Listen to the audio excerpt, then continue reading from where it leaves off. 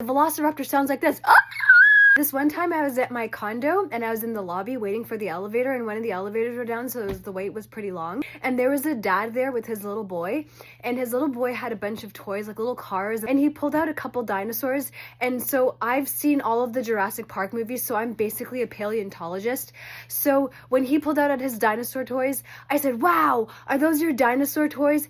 And then his dad looked at me and he said, "Yeah, he's in his dinosaur era right now." And I said, "Oh, that's cool. I know lots about dinosaurs because I'm a paleontologist."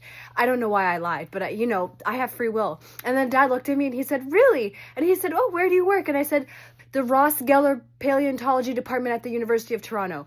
I don't know why I said that, but it just came out. So anyway, I'm like, "Hey, little guy, what's your favorite dinosaur?" And then he pulled out a raptor, and I said, "Wow, that's a raptor." I said, "That's why our basketball team is called the Raptors, right?" And then he said, "Oh, I didn't know that." And I said, "Do you want to know what my favorite dinosaur is?" And then he said, "What?" And I said, "A velociraptor." And then he said, "Wow." And I said, "Yeah, the velociraptor sounds like this." And then the kid looked at me and he started giggling. And then I said, "Did you know that?" And he said, "No, I didn't know that." And the father just looked at me like this. That day, I realized that all of the movies that I watch definitely come in handy because I know what a velociraptor sounds like. Anyway, go watch the Jurassic Park movies. They're great. Okay, love you. Bye.